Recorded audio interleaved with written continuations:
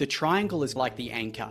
So there's two things with guiding clients. Number one, very much like you would guide a client in an exercise session if you're first introducing yourself to that client, you always go off the premise that it's their body, they're in control, you'll give them the guides or the guidelines, and then they will basically set the pace for the session. So the triangle is always the anchor, and there is never a time that a client can't just stop and start into triangles. Like, no matter what you're doing, if you give them 30 seconds of circles and within the first 5 seconds they're like, whoa, no, this is too much for me, you always guide them to, hey, if it feels like it's too much, you go straight to triangles. And because that ultimately that's where you want them to go in everyday life, is the triangle. That's what you give them, so that they've always got that as an anchor.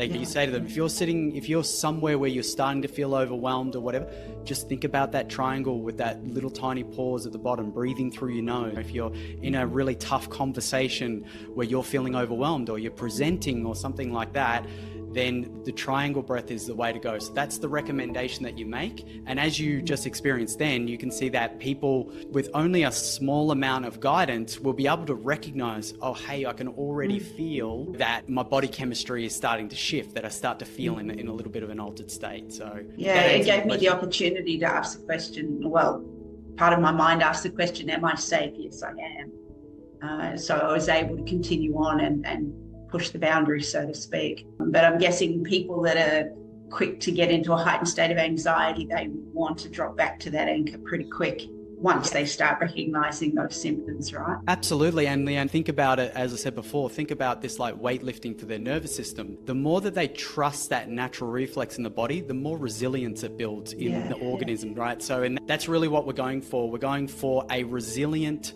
strong nervous system. The nervous system is governed by this exchange of gases in the body. The nervous system is sending messages to the brain all the time.